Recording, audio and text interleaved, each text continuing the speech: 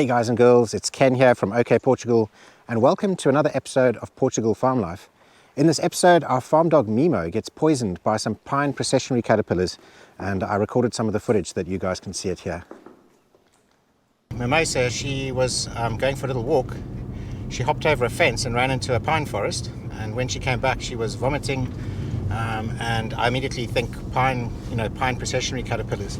I've had a look in her mouth and her tongue is starting to swell, but I can't see any damage. But yeah, her tongue is looking very swollen. Obviously I'm worried that swelling is going to go into the throat and start swelling the throat, but I think we're going to be okay because I've given her an antihistamine, a human one, but I believe that those are okay for dogs, and we're just on our way to the vets. And this has happened before. Do you remember when she was a puppy and her face swelled up and it looked like she had a dinner plate in her mouth, and by the time we got to the vet it had gone down? Yeah. But I'd rather be safe than sorry. Yeah, of course. I mean, she could be stung by a bee, she could be stung by a wasp, a centipede, a scorpion, or the worst case scenario, it could be these Pine Processionary caterpillars.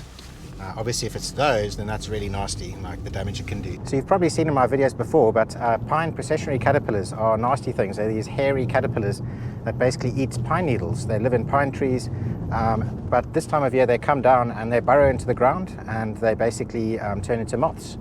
But before they burrow into the ground, they go in these long processionary lines, and that's why they're called processionary caterpillars. I believe they're totally blind, but they're covered in these toxic hairs and or venomous hairs. Dog's going to run up to this line of caterpillars, stuff its nose in there, and it's either going to get stung on its nose or it's going to put its mouth on it.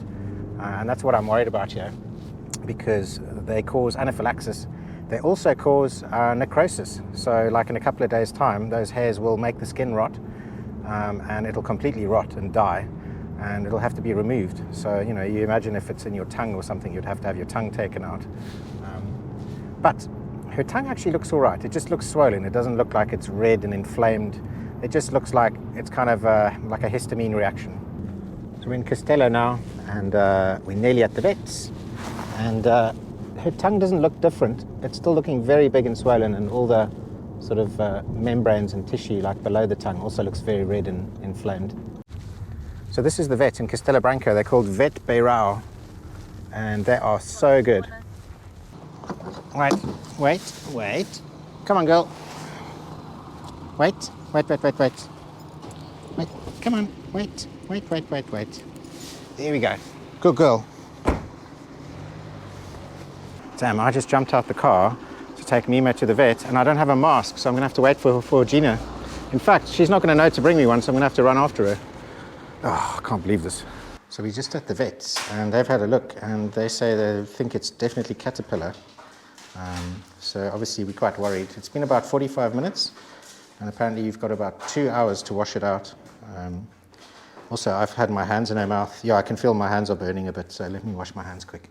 She's been given a sedative, and in about 15 minutes, she's going to fall asleep, and then we're going to be able to wash the mouth out. So we're just sitting here, we're waiting for her to fall asleep. That's why they turned the lights off. Yeah, and basically the vets just said that if you suspect that your dog has been stung by one of these caterpillars, you've got 2 hours to get to the vet. If you don't get within 2 hours, the things that they give to actually stop the poison aren't effective anymore. Lie down, Mimo. Good girl, there we go. There we go. Wow, are you feeling sleepy? So unfortunately these caterpillars, it'll be burning her lips, it'll be burning her throat and her mouth, and that's why she's vomiting, because she's trying to wash the hairs out herself. And that's what all the drill's about. And apparently it stings, it's like really burns and stings. So I think now she's feeling a bit better, she's on some high-grade pharmaceutical stuff to make her feel a bit better. And once she's completely asleep, then the vet's going to wash her mouth out with some solution that gets rid of the hairs. Now, she's so fast asleep now that Gina had to actually check to see if she was still alive, because couldn't feel any breathing. There we go. Hello, my girl. So, see? Yes. Okay. Oh, yes. Okay, so you can see all of the pink from where the caterpillar hairs have got her. Here. Oh, yes. Okay. And, okay, sweetie, sorry. See the tongue? Yes. It's got little red marks underneath. Okay. Okay. And so this here is a saline, like a saline solution. if you put on the fridge, Yeah. it will help calm. Okay. Oh, so when it's cold. Yeah. Ah, okay. When you do this, don't Rub. Yeah. Okay. Someone was saying about using orange juice or vinegar. Forget it. Oh, okay. Take to the vet. Okay. Or wash it first before. Okay. What the textbook says to us that we need to wash it really well. Okay. For 15 minutes. So is that, do you think, quite a mild case? Yeah. Yeah. Okay, good. So you don't think she's going to have a problem with losing her tongue? Or... I don't think so. Okay. But you need to pay attention to that. Of course. Yes. She has a little bit of lesion. At the back? Yeah. Yeah. See, the lesions are all here. Okay. Okay. See the different color? Yes. And it's very thick. It's usually thin. Yeah. So all of that red is just from the caterpillar hairs, all the swelling. Wow. And what can happen is the swelling can be so bad that the lungs, that it can't breathe because the mouth closes up, like anaphylaxis. But the worst thing is the child dying because of the... Because of necrosis. Yeah. Okay. Yeah, so basically it basically causes, like necrosis, and the skin dies, and then either the tongue will fall off or it'll have to be surgically removed. But her tongue doesn't seem to be that badly affected. Yeah, okay, well that's good. So now after washing the mouth out, she's going to get an anti-inflammatory.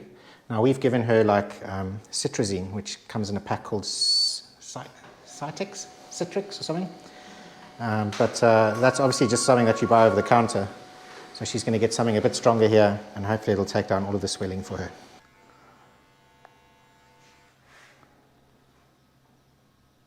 I just have to bring stuff. Yeah.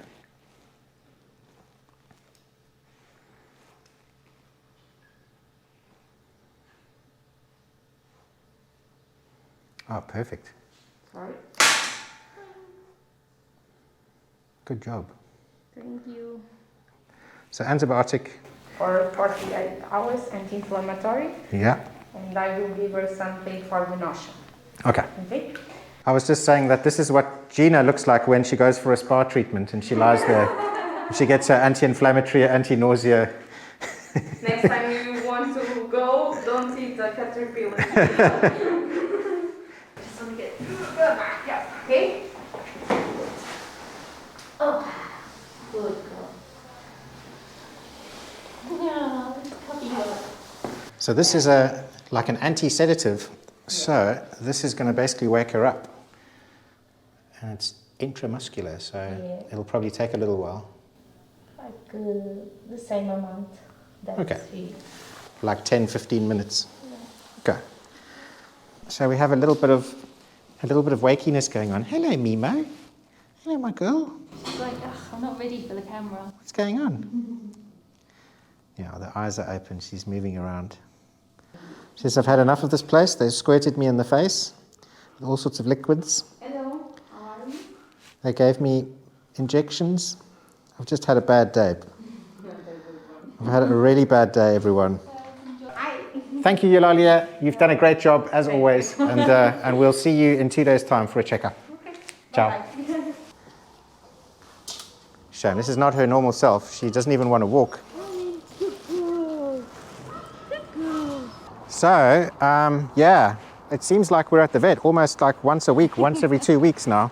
But, you know what's amazing about Portugal is that entire thing costs 66 euros, which is so much cheaper than the UK. I mean, that's the appointment, it's the sedative, it's the saline, the mouthwash.